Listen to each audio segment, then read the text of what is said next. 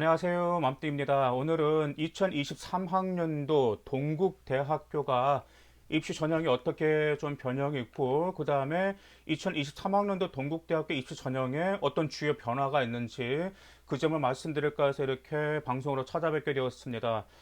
자, 먼저 논술 전형 축소가 되었고요. 두드림 전형 확대가 되었는데, 아시다시피 현재 그 적성평가, 적성고사가 없어지면서 지금 서서히 논술도 서서히 뭐 인원을 감축하고 있다라는 것을 아마 여러분도 아실 겁니다. 그런데 자, 두드림과 두드림 소프트웨어 전형이 2022학년도에 비해서 약 조금 증가해서 18.4%인데 39명을 더 확대 선발하고 있습니다. 그 다음에 학교장 추천인원 전형 방법도 변경이 되었었거든요. 어떻게 변경이 되었었냐면 2022학년도 같은 경우는 학생부 교과 60%, 서류 종합 40%였거든요. 그런데 2023학년도부터 학생부 교과가 70%를 차지하게 되었고 서류 종합은 30%를 차지하게 되었습니다. 그리고 또한 인원 선발도 한 명 확대가 돼가지고 2022학년도는 7명 선발했다고 하면 2023학년도 같은 경우는 8명을 선발하고 있습니다.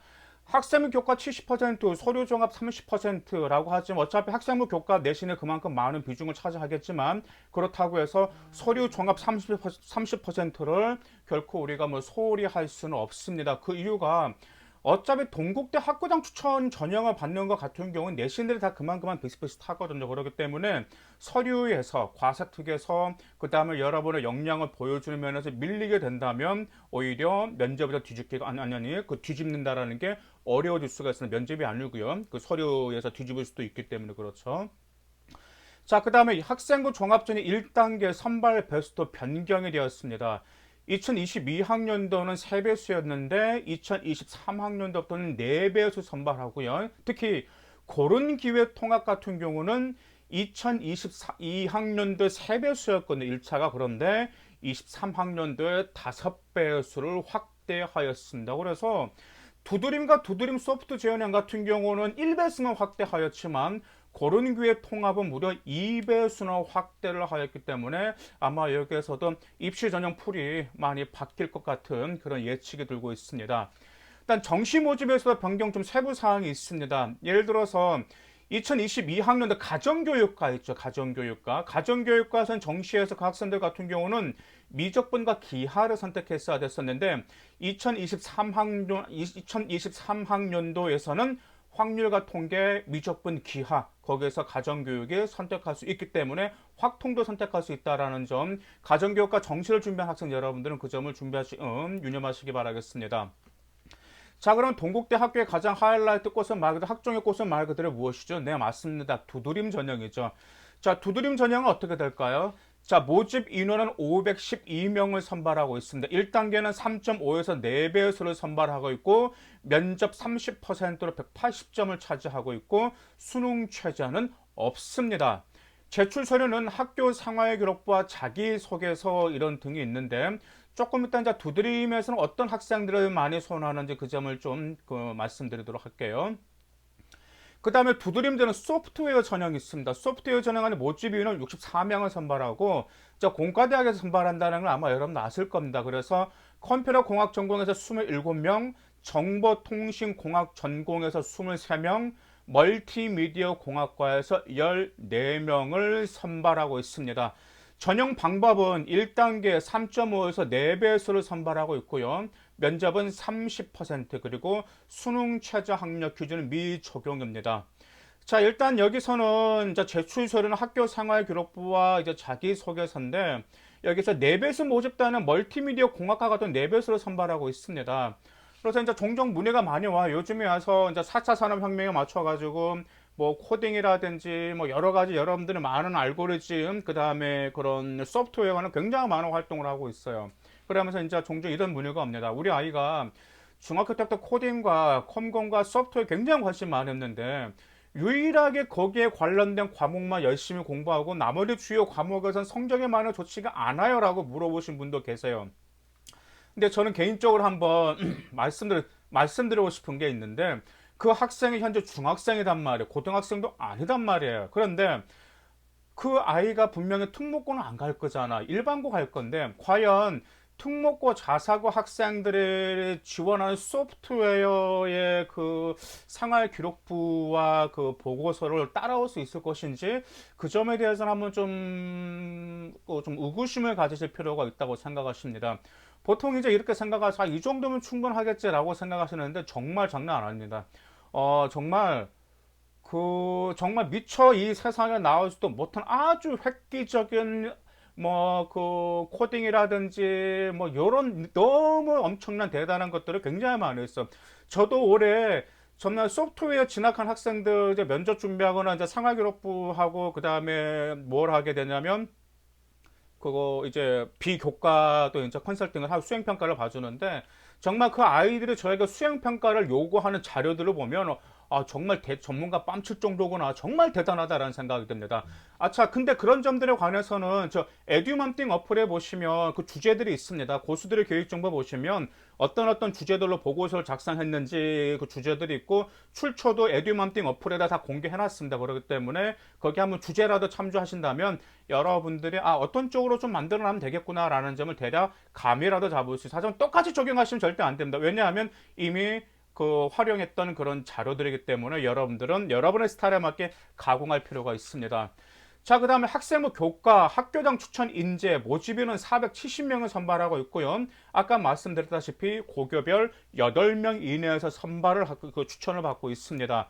그래서 말씀하셨던 2022학년도 같은 경우는 학생부 교과가 60% 차지하고 서류가 40이었는데, 이제 2023학년도부터는 교과 70%, 종합 30%, 수능 최저도 없습니다. 단지 제출 서류는 학교 생활 기록부와 학교장 추천 명단만 제출하면 됩니다. 자, 그러면 이제 그다음 두드림 소프트웨어, 고른교회 통합, 그다음 불교 추천 인재, 이런 학생부 종합에서 총 1000점, 반영 총점이 1000점인데 여기서 서류 평가가 어떻게 들어갈까요?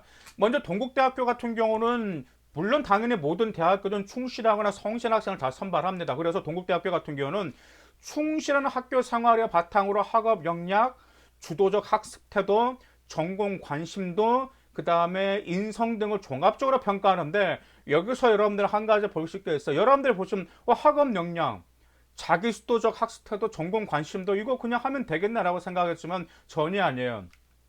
종종 물어보는데 어떤 고등학교 같은 경우는 내신이 좋은데도 동국대학교를 못 보는 고등학교가 있고요. 어떤 고등학교 같은 경우는 내신은 안 좋은데 동국대를 잘 보내는 그런 일반고들이 있습니다. 일반고. 그래서 생활기를 딱 보면서 차이가 있어요. 1학년 때는 경험의 다양성이 있는데 그 경험 이것저것 모든 거 다 활동하면서 거기만의 자신만의 진로 탐색이라든지 보고서라든지 특히 전공과 관련해서 항상 보고서가 독서와 같이 맞물려서 자기 자신의 발전해 나가는 성향 항상 나왔습니다. 동국대 같은 경우는. 그 이유를 제가 왜 말씀드리냐면, 보통 학생 여러분들께서 보고서를 작성하신단 말이에요. 보고서를 작성하시는 건 좋다. 그거 뭐 자기 전공 관련 있으니까. 근데 가장 안 좋은 보고서가 무엇인지 아세요? 처음에는 이제 진로심화 보고서는 당연히 여러분의 진로와 관련된 보고서가 좋단 말이에요. 그런데 과세특이 그만큼 중요하기 때문에 여러분들은 과세특에 들어갈 보고서에 굉장히 신경을 많이 쓴단 말이에요. 그럼 과세특에 들어갈 보고서는 가장 좋은 게 말고는 첫 번째로 일단은 교과와 연계가 돼야 된다는 점이죠. 그 다음에 교과와 연계된 게 또 무엇과 연계되는 거죠? 네, 맞습니다. 진로와 연계된 보고서. 그 다음 또 무엇과 연계되는 거? 네, 맞습니다. 독서도 반드시 심화시켜서 이 삼박자가 같이 어울려지는 보고서가 일반적으로 동국대 두드림 소프트웨어에서 합격했던 학생들의 일반적인 보고서 생기부가 그런 식으로 많이 만들어졌기 때문에 동국대를 노린 학생이라면 지금 이 점을 참조하시기를 바라겠습니다. 그 다음 주도적인 학습 태도 같은 경우는 말 그대로 적극적입니다. 여러분의 전공과 여러분의 주어진 환경 내에서 열심히 하시는 겁니다. 가령 이제 지방 일반고 학생 같은 경우는 환경이 좋지 않다 보니까 내가 뭘 어떻게 해야 될까라고 하면서 하고 있는데, 주어진 환경 내에서 열심히 했던 학생들이 있습니다. 이번에도 한 여학생이 있었거든요. 그 여학생 같은 경우도 이제 그 집이 저기 이제 전라도 부안이거든요. 이제 부안 학생이다 보니까 그 여학생 같은 경우도 이제 동국대를 오고 싶어 하는데 어떤 활동을 할지 모르겠지만 그나마 그래도 자신이 주어진 환경 내에서 최대한 활동을 했고 거기에서 자기만의 스토리를 만들어내면서 동국대 합격한 사례도 있고 그 외에 다른 학생들 사례도 또 충분히 있기 때문에 이 점은 여러분들의 전공에 대한 집중력을 높이실 필요가 있습니다. 그 다음에 전공 관심도 같은 경우에는 동아리 활동에서 반드시 여러분들이 심화적으로 발전되는 점 보여줘야 되겠죠. 그 다음에 진로 활동에서 여러분들 진로 탐색하려면서 진로 심화 보고서 작성할까 하죠. 그 진로 심화 보고서에서 계속해서 발전 나가는 과정을 보여주셔야 된단 말이에요. 그러면서 뭘 보여줘야 될까요? 명심하세요. 여러분의 전공과 관련된 과세택이 있을 거단 말이에요. 그렇죠? 정말 제가 답답한 학생들 같은 경우가 창체 활동만 그럴싸하게 꾸며놓은 학생들이 있습니다. 하지만 그거 안 합니다. 요즘은 창체 활동보다 과세특에서 여러분의 진로 심화해 나가는 과정에서 발전해 나가는 모습을 보여줄 필요가 있단 말이에요. 근데 왜 과세특을 무시하냐면 과세특은 단지 그 아이들 보면 그냥 수업 참여 열심히 했음, 뭐 적극적으로 대답함, 선생님만 눈을 마주칠 노력함, 그건 물론 좋은 소재는 좋은 소재인데 여러분의 전공과 밀접한 과목에 그걸로만 채워졌다라고 하면은 그건 정말 메리트가 없다라는 말입니다. 무슨 말씀인지 이해가시죠? 자, 그렇기 때문에 동국대 같은 경우는 평가 비율이 학교 생활 충실도, 즉 학교 생활 충실 학업 역량과 전공 적합상 이게 80%를 차지하고 있고 인성은 20%를 차지하고 있습니다. 그렇기 때문에 정말 우리 동국대 학생들 단지 나 내신 좋았는데 그러면서도 떨어지는 학생들도 있었고 반면에 내신이 아닌데도 합격한 학생들도 굉장히 많이 있었습니다.